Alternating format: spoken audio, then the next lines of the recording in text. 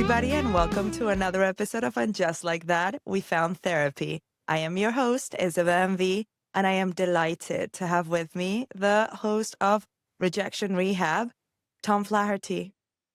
You pronounced my last name perfectly. Thank Not many you. people do that.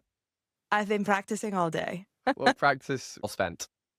Thank you. And today, Tom has agreed, as the king of rejection in many shapes and forms, to be the first friend to guide me through Carrie's Bootcamp, which is a very cute name because of Barry's Bootcamp.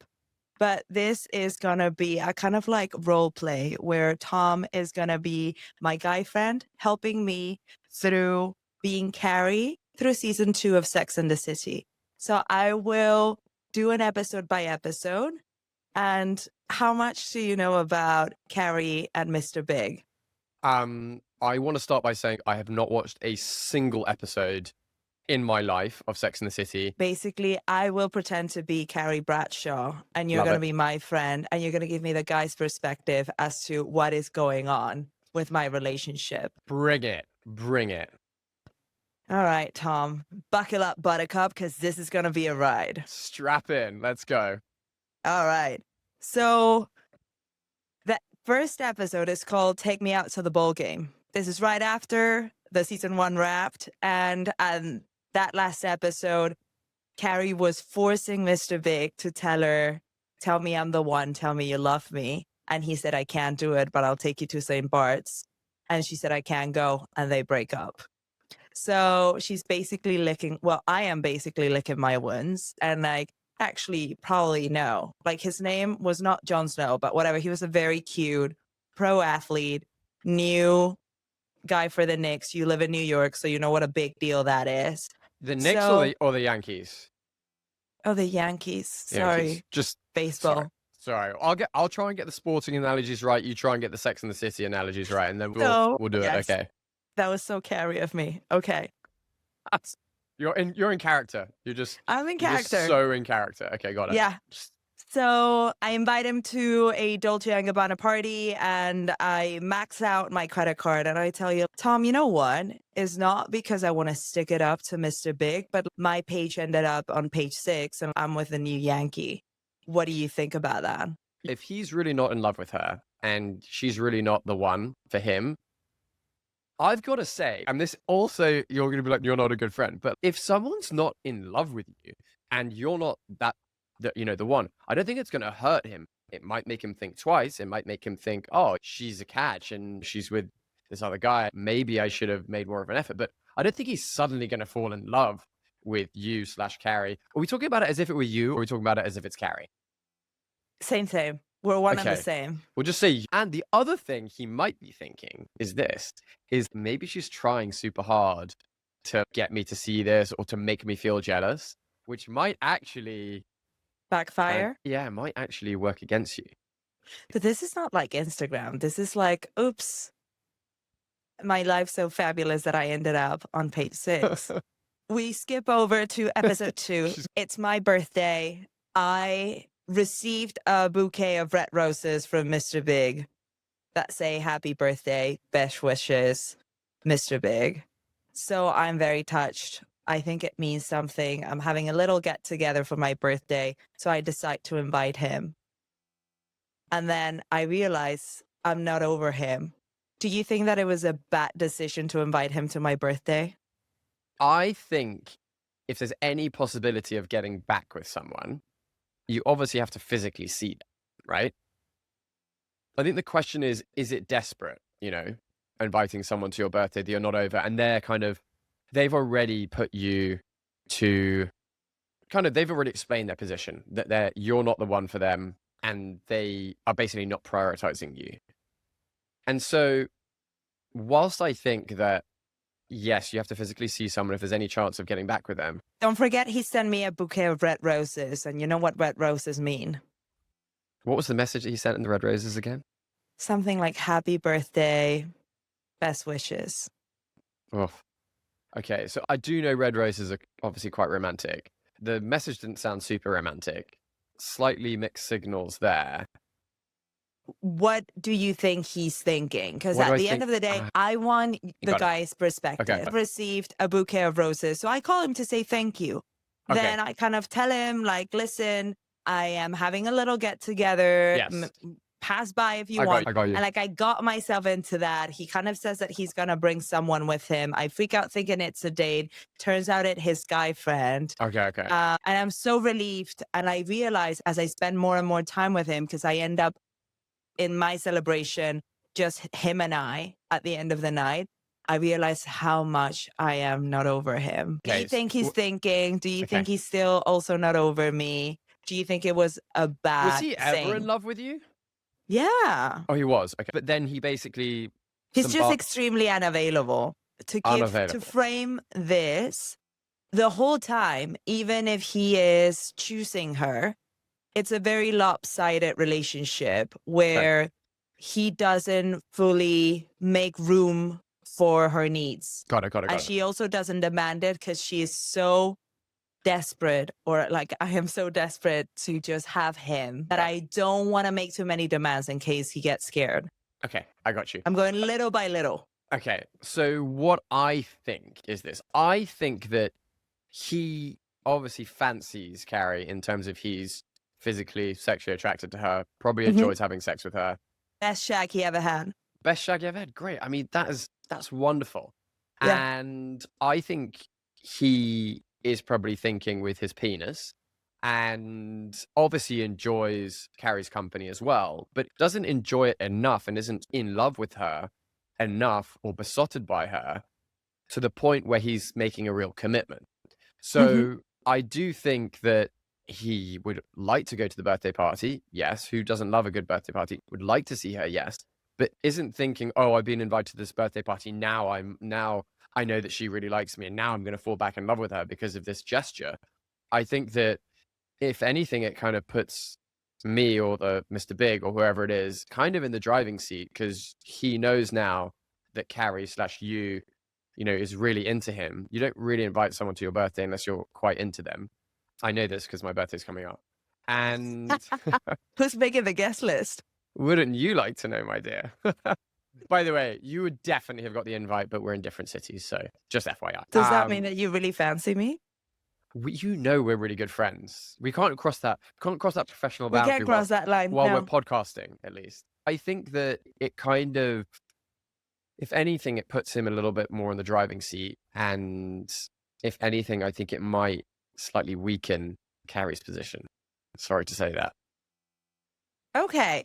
Do you think that there is something, because you were saying he's obviously thinking with his penis. Yeah. Do you think that by getting a man to, or manipulating a man through my sexual weapons, I can manage to get him to where I want him emotionally? Oh, superb question. I think that you have to have sexual attraction to someone that you're going to end up with romantically. Otherwise, you're just going to end up being friends, or you'll break up and you won't be friends.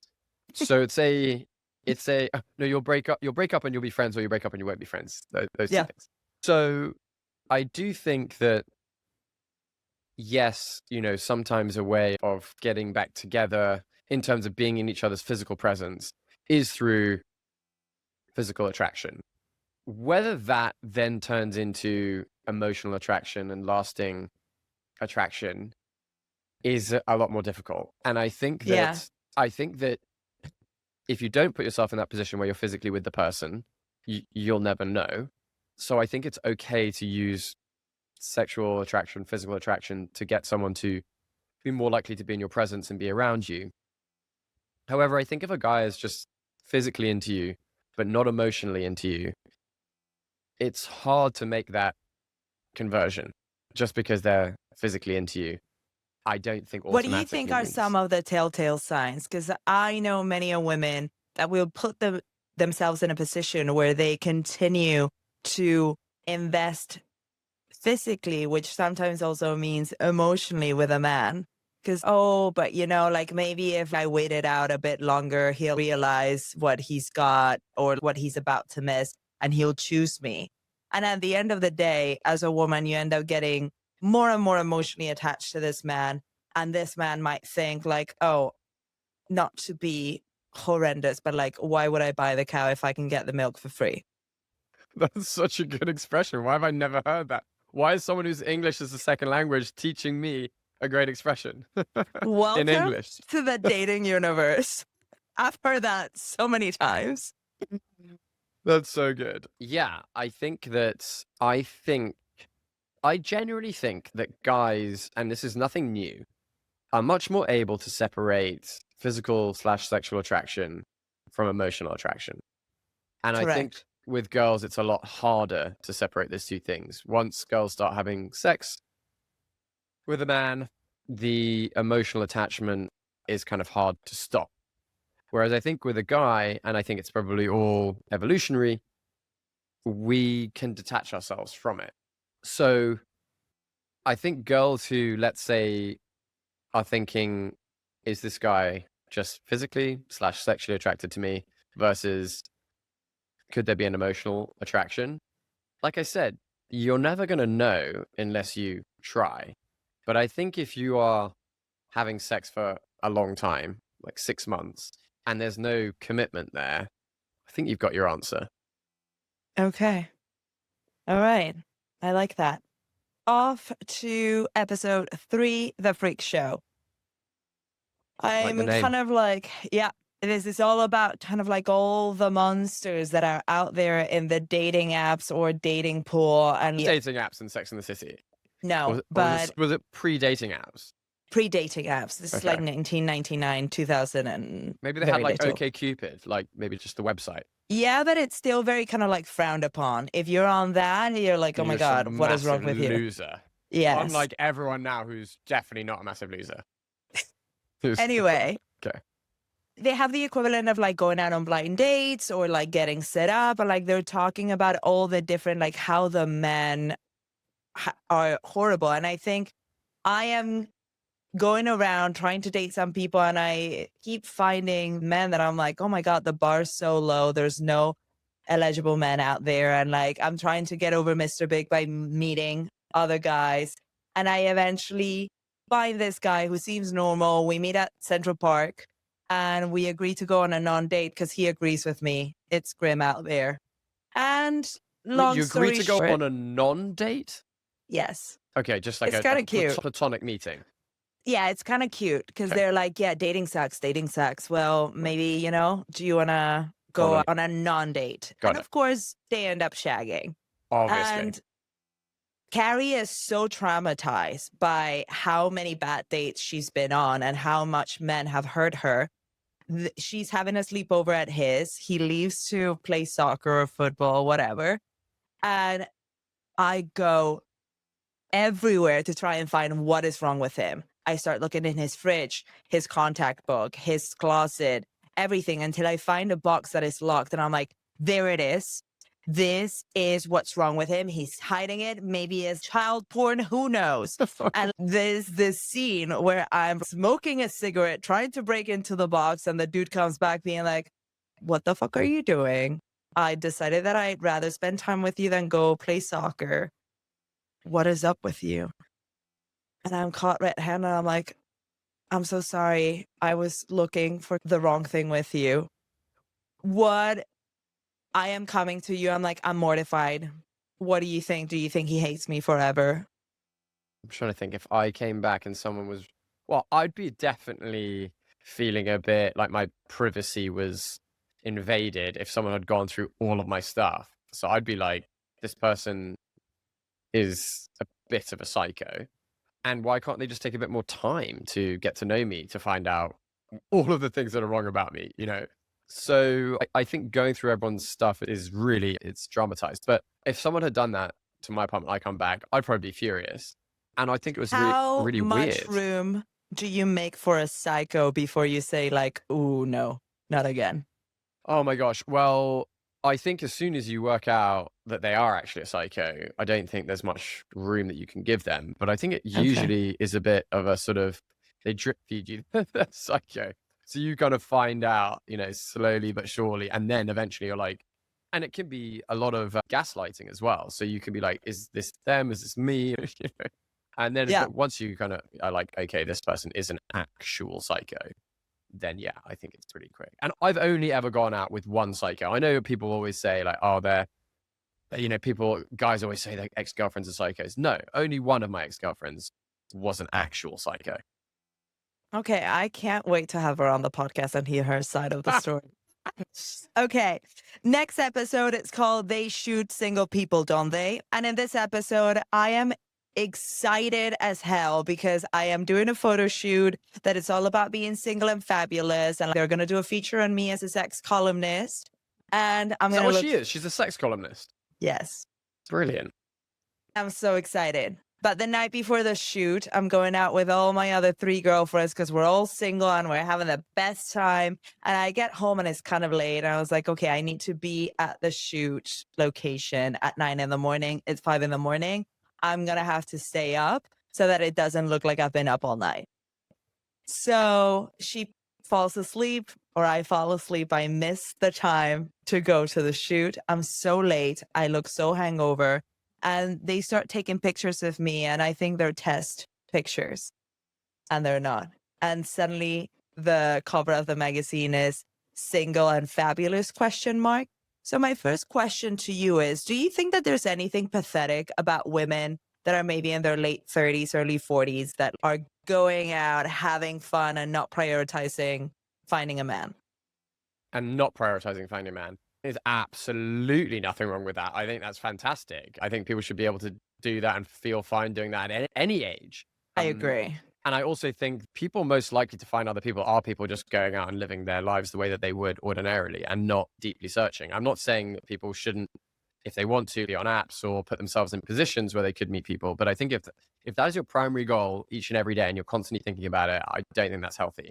I think if you go out with your friends and you have fun, you're probably a more likable person and people will see that. And I think it's fantastic at any age, not just late 30s, early 40s, 50s, 60s, whatever age you are. So this is a bit the crux of the matter. 70s, 80s, 90s, I want to include everyone. Hundreds, however old you are. Everyone. Yes. But this is a bit the crux of the matter on this episode because I end up going out on a Tuesday, meeting Bradley Cooper, who in 2000 was looking, let me tell you, very, very good. Before the yeah. makeover. And I almost go home with him. Oh, nice. Because I want to make myself feel better after feeling like I'm a pariah because I'm on the cover of this magazine, looking horrendous, single and fabulous ? And all of my girlfriends are kind of also entertaining men that are probably not their first choice because everybody's like, oh, maybe we're not that fabulous. Maybe we should just settle. And we see a lot of faking intimacy just to be coupled up. What do you think about that? Well, I don't like the idea of faking intimacy, that's for sure. I think that for me, if I'm not all in, if I don't feel like I want to go all in, then it's kind of all or nothing. And yeah. Look, I understand people's priorities in life. Some people's priorities might be like, okay, I really want to have kids, right? And that might be number one. And that might be before finding like the 100% perfect guy for you. And maybe you find a guy who is like 80% of what you were looking for, but your priority is to have kids. And so, and you're like, this is how old I am. This is what I want to do. This is a great person to do it with. I have no judgment against that because you got your priorities and your priority or number one priority is to have kids and you found someone you want to do it with. Okay, is it your dream person that has like every single box ticked? No, it's not, but no one's perfect anyway. And I have no judgment against that. However, for me, I would prefer to find the ideal person for me and then have kids with that person. So like that's kind of like my priority. Well, my actual kind of like hierarchy is fulfillment, enjoyment, happiness comes number one. And if that means being single, then do that. If that means being with someone else, then do that. But if it leads to fulfillment, enjoyment, happiness, then you have to follow your heart on that, right? So if you're living your life, you're fulfilled, you're happy, and you're enjoying it, and you're single, great. But if someone comes into your life where actually that increases being with that person, then there's your answer. You know, it's very simple. Then be with that person. That's great. And then it goes, you know, okay, if you really like that person, do you want to like have a family with them? Would that bring more fulfillment, happiness, and enjoyment? I think probably in the long term for me, yes, it would. I'm sure I've seen my sister have kids. it's a lot of work, and I'm sure it's frustrating at times, but I think fulfillment, Make enjoyment, sure you happiness. do it with the right partner. Yeah, yeah. And she has an amazing husband and they're a great family. And so, yeah, and I think it's fine however you do it, as long as it's kind of aligned with the way your priorities and your values in life. Amazing. Okay, I love that answer. Then episode 5, 4 women and a funeral. I Okay. unfortunately know a fashion designer. He passes away. I go to his funeral, and death makes me think about Mr. Big. And I think life's so short. And coming to what just said, he is the one that makes me feel fulfilled, alive, and, goosebumps. Yeah. So I call him and I ask him out for dinner. There is this fear in me about asking him for dinner. And when we're out, he kind of like starts making a move and I freak out and I leave running. And then I eventually go back and I try to have a conversation with him. Are we back together? And he doesn't give me a full answer, but we're back together. What do you think as a man? If you cannot say, okay, let's do it, let's give it another try. If you don't fully spell out, like, I'm going to give you everything that you wanted, that I didn't give you the first time around, but you're there and you're like, okay, whatever you say. Are Do you you think that is a asking? cop out? Yeah, I do. I don't think he likes her as much as she likes him.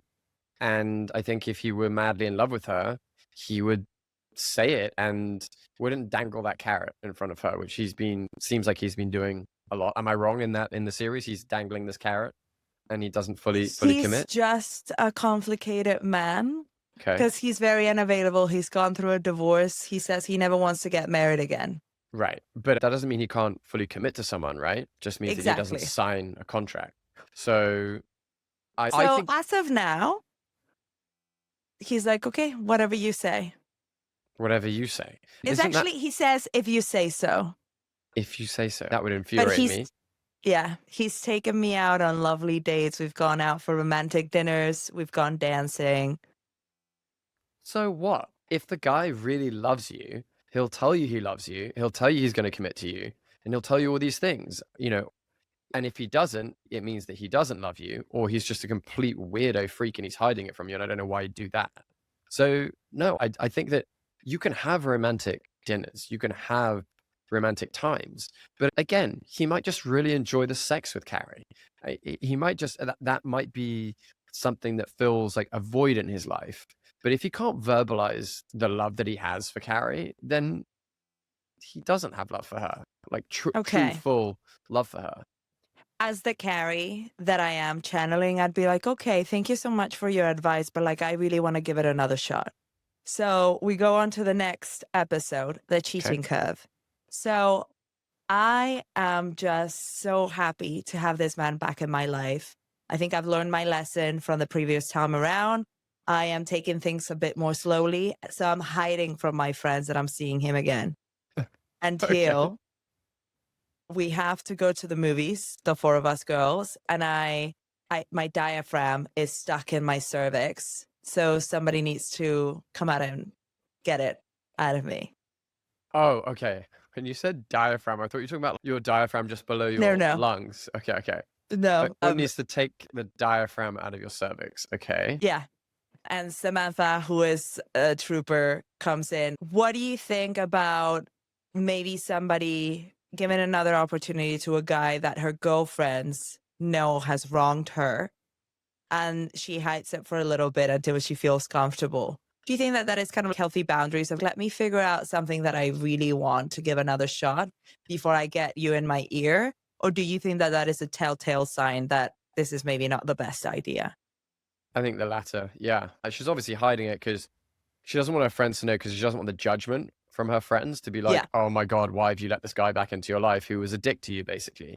And I think that that's a huge red flag.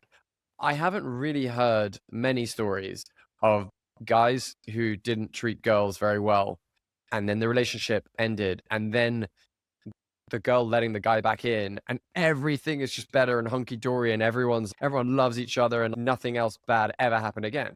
I don't think I've ever heard anything like that. I think that, unfortunately, patterns are a pattern for a reason, and if someone treats you pretty badly the first time round, they'll probably resort back to their actual character, which will be like that the second time round.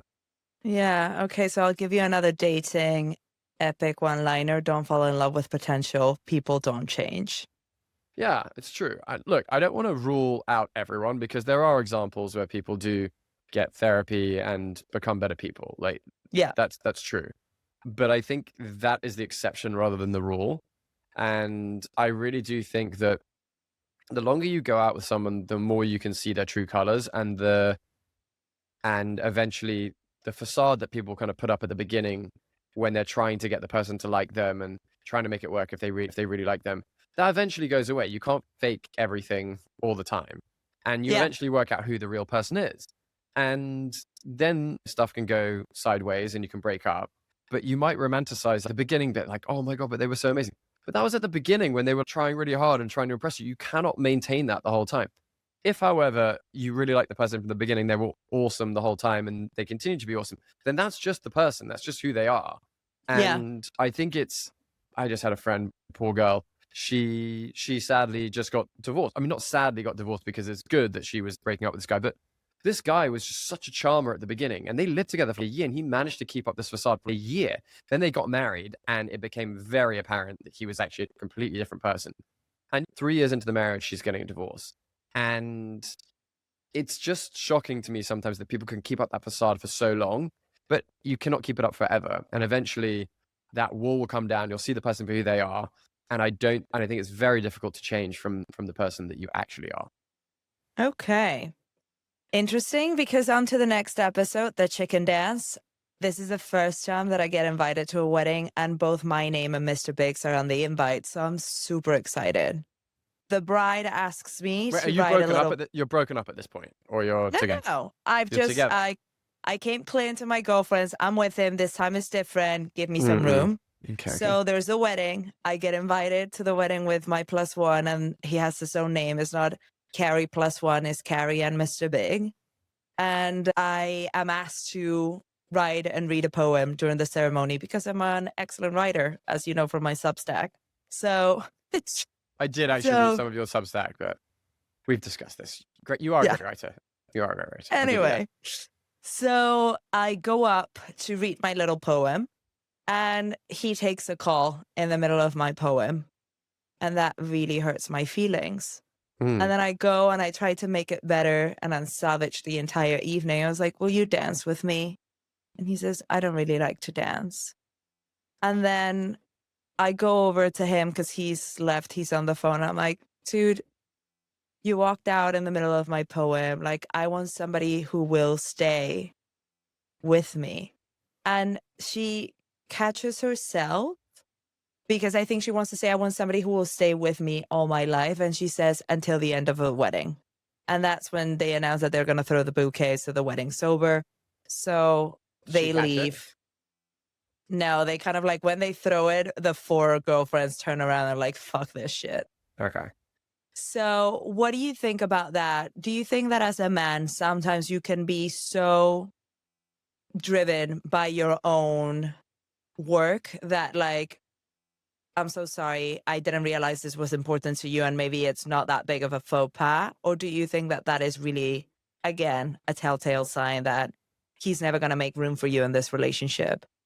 I mean, unless that was like a medical emergency that he was dealing with on the phone, I don't think there's any excuse to get up and take a call during your partner's, moment at a wedding. No, absolutely no excuse. And also, there wasn't an excuse for him to say no to dancing as well. There wasn't a phone call he had to take for that. He just said he didn't like it. And I'm like, sometimes you got to do stuff you don't like for people you like. So no, I think that I'm like frustrated by him right now. And I'm also frustrated by her, like, dump him, But I see this all the time. You and I see this all the time. This is classic. This is probably why everyone loved this show. Because it's like, this is me. I've been treated so badly, but I still love the person. Like, it's just like, you can see it happening. You can see the impending car crash, and you can't look away. It's like, so entertaining. And also you see yourself in it, whether being on the receiving end of it or being the perpetrator. And it's just so, oh my God, you just want to wring her neck and be like, dump him. And Mr. Big, stop being such a big dick. The thing is that I will say I've worked many years in therapy for my therapist to teach me to voice and enunciate very well what it is that I want. Because sometimes I'll be like, Tom, my birthday next week. But in between the lines, I'm like, throw me a surprise birthday party and get me a very expensive gift. And because you don't do exactly that, I will give you attitude for a month. But I didn't voice exactly what I wanted. So how are you supposed to be up for the job?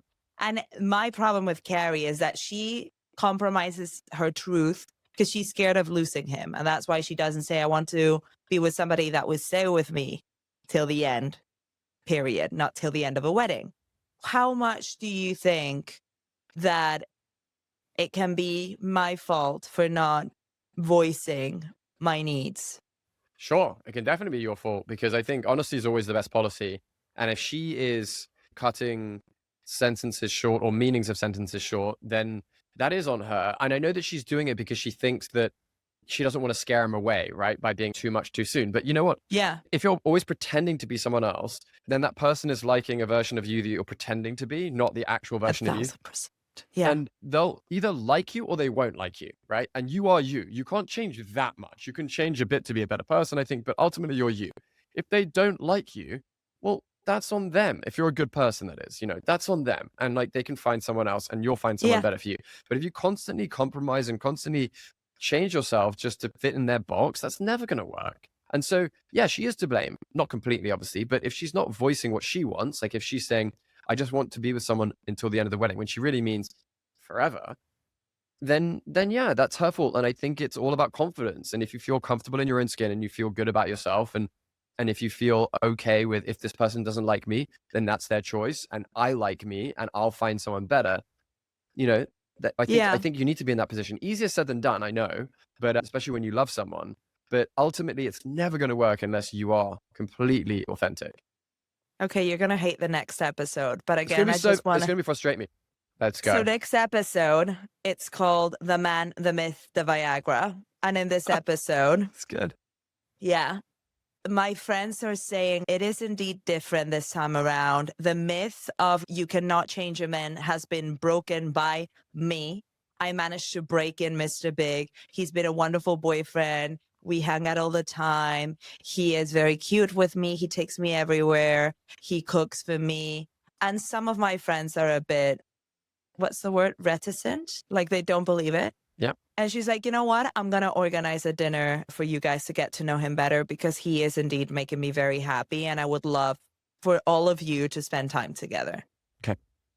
So we set up a time, Saturday, whatever, 7:30, new restaurant in town because, I'm a sex columnist that is also kind of like an it girl. So I can make it happen. I go to pick him up and he is in his pajamas. He's like, honestly, do I need to come? It's you and your friends. You'll have a better time if I don't go. It's raining. I'm exhausted. And again, I believe that if I really say what I'm feeling, I'll burst into tears. So I'm like, you know what? Fine. But as a good man, when women say everything's fine and you really know that nothing's fine, he knows it's not fine. So I show up to the restaurant. My friends are there and they're like, where's Mr. Big? And I don't have the heart to tell them he's not coming. I was like, oh, he was coming from work. He might be a bit late. It's okay. And right when I'm about to say he's not coming, he shows up. And I have been in that kind of relationship, me, Isabel, where it's such a roller coaster that when he comes and saves the game last minute, it makes me fall double as hard as if he just came with me, ready from the get-go. Mm-hmm. What do you think about that as a guy? Do you think this guy is just really given the bare minimum, or he actually was correcting himself and he was like, you know what the fuck am I doing? This was important to her. I'm going to go. Well, I think if he thought about that from the beginning, he would have obviously gone. I think it looks like bare minimum that he might have been like, okay, if I don't do this, she's probably going to dump me, or things more difficult. I don't think that shows obviously more effort than not going at all. But I think it's almost like a bare minimum, like, let me just try and save it, Yeah. And look, I understand from her perspective, it's enticing, right? When someone you're not sure they're into you or they're not into you, or if the relationship's going to go somewhere or it's not. It's kind of exciting because you get these little dopamine hits when you're like, oh, okay, everything's going to be okay. And that's what she's getting right there when he turns up. It's like, oh my God, thank God he turned up. And you get that dopamine rush and you're like, everything's going to be okay. And the stress that you had from him not turning up and so on just all dissipates. And it's like Yeah. the medicine to the illness that you had. And you're like, thank goodness for that. But that's so tumultuous and so unhealthy and so not something that is going to last. It's unsustainable is what it is. I have to say, it's also that as much as I have always made excuses for things, I have learned to really appreciate consistency. Mm, And I think it's key if you are a woman and you want a consistent man that will show up for you consistently. This is a proof that maybe that's not it. yeah, consistency is very attractive. Some people think that consistency in showing up shows desperation, but I completely disagree. It just shows that you're a good person. I think Yeah. flakiness has become, in some places, the norm, which is really bad. I think that dating apps definitely contribute to that because I think that people think that they owe people less. They haven't met them before, and I get it. If you haven't met someone, it's like you don't know them anything. But if you've agreed to meet up with someone and then you either just don't show up or you change plans for an illegitimate reason, it's just not good form. Flaking is flaking, regardless of how you know the Yeah. person. And I just think that people have become pretty bad like that, and it might be because there are so many more options. Not that that's a good reason. I'm just saying like a potential reason that people do it. Yeah. Not that it's not an excuse, but yeah, I just think that consistency is very attractive, and ultimately for a relationship that's going to last, that's what you have to have. If you don't have Especially in your consistency, 30s. I don't have time for flakiness. no, like time is all you've got, right? You can't get that back. And Yeah. if you waste it on showing up somewhere and someone doesn't show up, or planning something and someone bails last minute, it's time wasted that you'd never get back. And you're like, well, screw that. Let's actually just hang out with people that don't bail. Yeah. All my friends, none of them are flakes. If they're a flake, they're not my friends. There's no point. It's not good for Yeah. my life. I don't want someone like that in my life. It wastes my time. It's not going to make me happy. Again, happiness, fulfillment, enjoyment. That's the top thing for me. And it's not contributing to that. Romantic Okay. or platonic relationships. Yeah. Okay. I like that. Okay, this one's an easy one. Let's go. We are still dating. I have proved that we are no longer a myth. We are a happy couple, and I will scream it to the top of my lungs. Wow. And so we continue to date. We continue to go out. We look so great together. I enjoy my time so much. But I start noticing that he checks out other women in my presence. Okay. You're my guy friend. Do you think that the fact that he does it in front of me means there's nothing to it? It really bothers me. Do you think that he's actually gonna cheat on me? That is real desire. I don't think that looking at attractive people in front of or not in front of your partner is necessarily a bad thing. I think we can all appreciate beauty, but there's that expression that I'm sure just because you're in a diet doesn't mean you can't look at the menu, right? Looking at Right. attractive people, like I'm okay if I'm going out with a girl and she's looking at good-looking guys. It's okay. It's whether you act upon Yeah. things, and that's different. And you can't judge unless someone does that, I don't think. Do you think that there's a fine line between me just building on something that obviously has red flags and is crumbling on a few things? Or do you think that it's me being insecure? The fact that it bothers me so much. Yeah. No, I think that if there are other red flags that are present, then that might make one think twice about their partner, in this case, Mr. Big, looking at other attractive women. If there are no red flags, obviously, I think it's just like, look, he's just appreciating beauty. You can appreciate objective beauty. You can even appreciate subjective beauty. But yeah, I think that him having a lot of red flags probably adds to her insecurity about it. Yeah. Okay. Next episode, the caste system. I am so besotted with him. He came to pick me up to take me to a party. He gave me a gift that I really don't like, but I blurted out, I love you, and he left me unread. Do you think that there's a specific protocol on how much time it needs to pass before he says, I love you back? Should I have waited for him to say it first? What do you think? She texted, I love you, right? No, I mean, left unread, like, as in he looked at me and I think he either said thank you or said, like, I'll wait for you there. Right. So he didn't say it back. In terms of who says I love you first, I don't think it really matters. I think if you love the person, you Yeah. feel comfortable saying it, just say it. Like, you're already feeling it, right?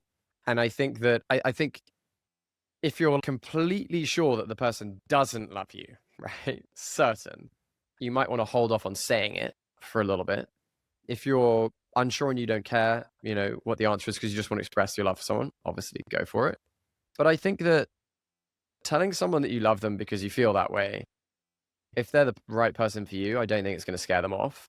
Yeah. You're just basically expressing how you already feel and you're just being honest. And I think honesty is a very attractive trait. And so I don't think by and large you can completely ruin a relationship that was meant to be if you say I love you. I think Right. that plenty of times if you say I love you and this just wasn't a relationship that wasn't working, it could be a catalyst for, okay, that's too much and it might not go the right way, but it wouldn't have gone the right way anyway. So I think that sometimes people say I love you and then the relationship goes pear-shaped and they blame themselves, oh, I shouldn't have said that. But I don't think it would have made any difference to the ultimate conclusion of the relationship. Yeah.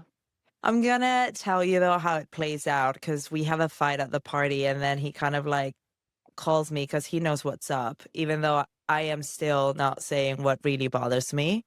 And he's like, listen, I know what this is about. What you said means a lot to me, and I need to take my own time. Maybe you need for me to give you a key to my home to know that I'm crazy about you, but I'm crazy about you, okay?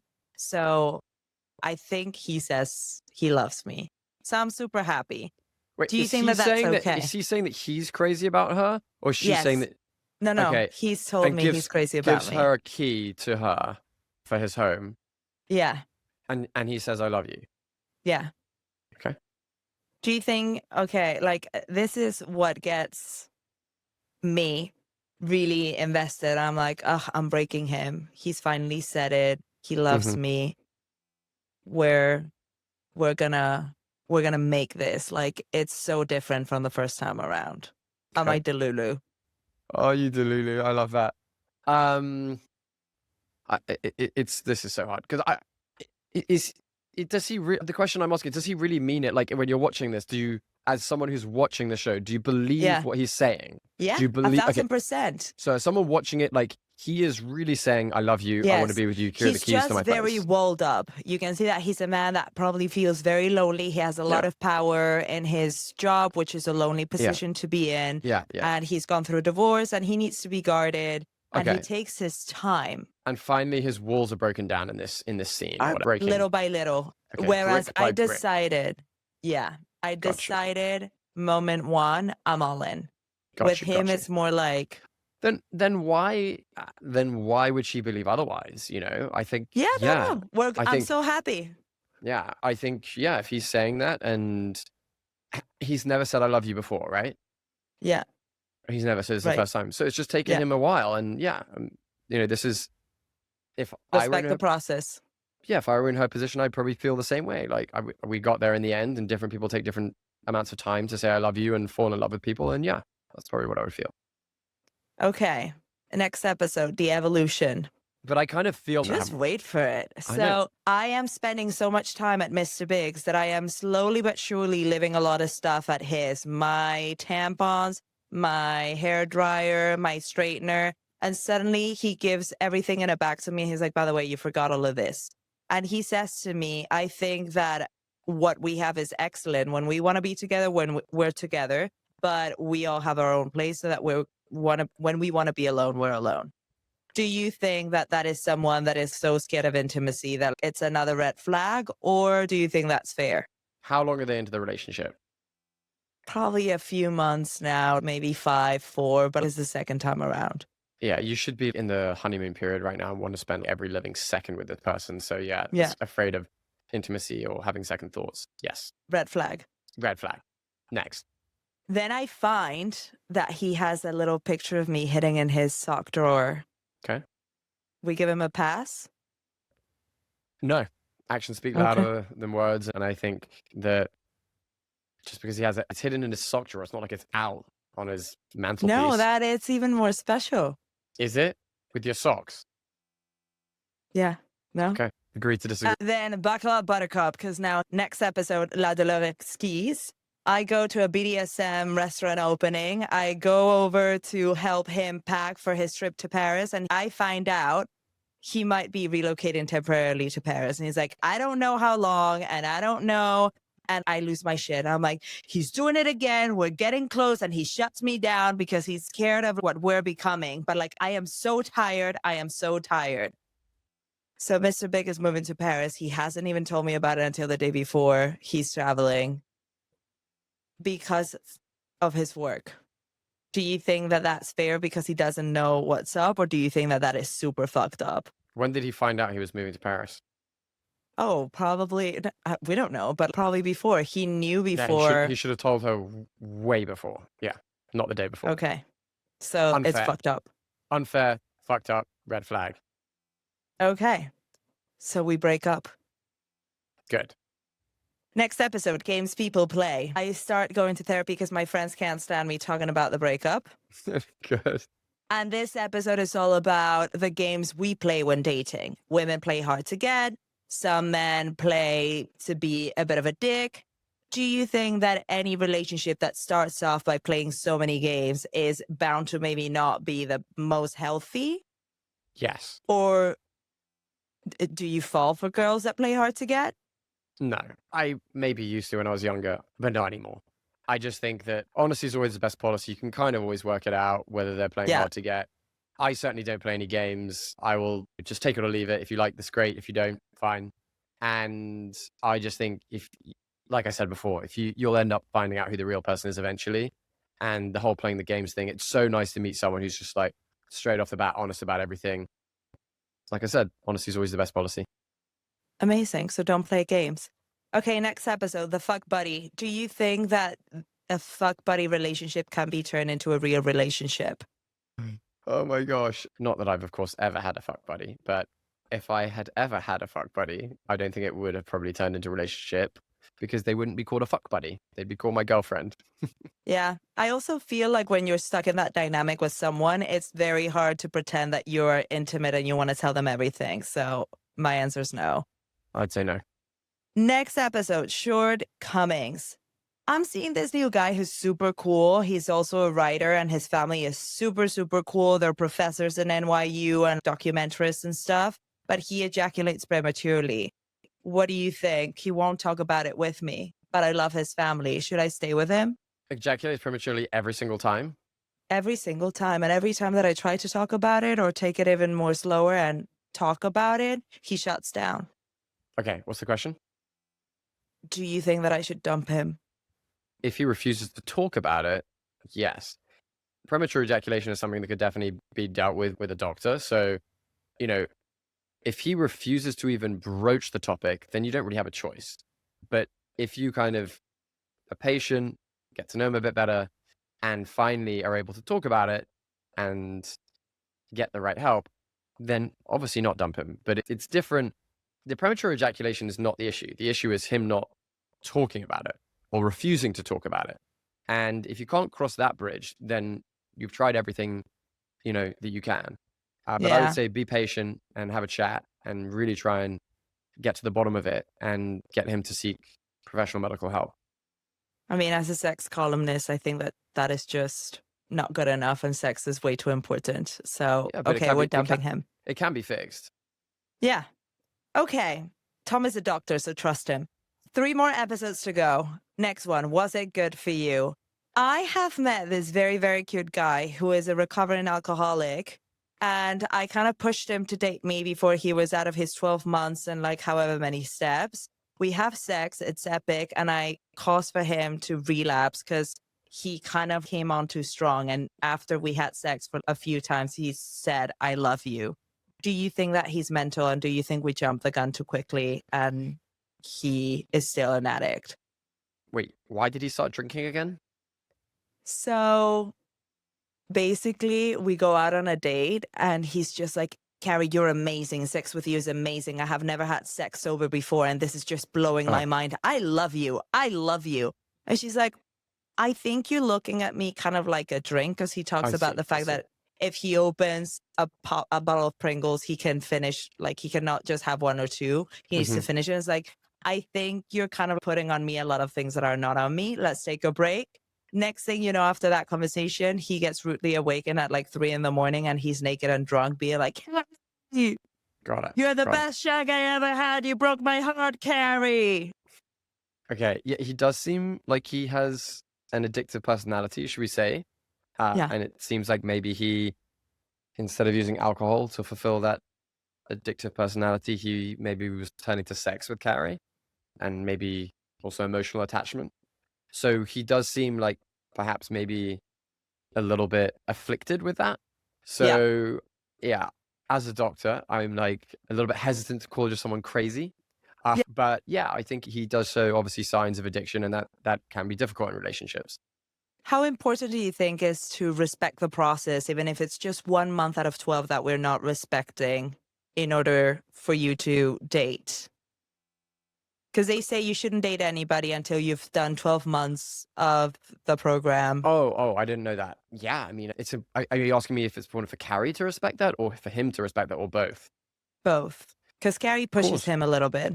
Look, I don't know about the 12-step program and much about it, but obviously it will have been researched very well. And if there's a process in place and that increases the likelihood of you dealing with your addiction, then yeah, you should respect that as someone going through it, as the individual, and as someone who is either friends with them or potential lovers with them, you should respect that too.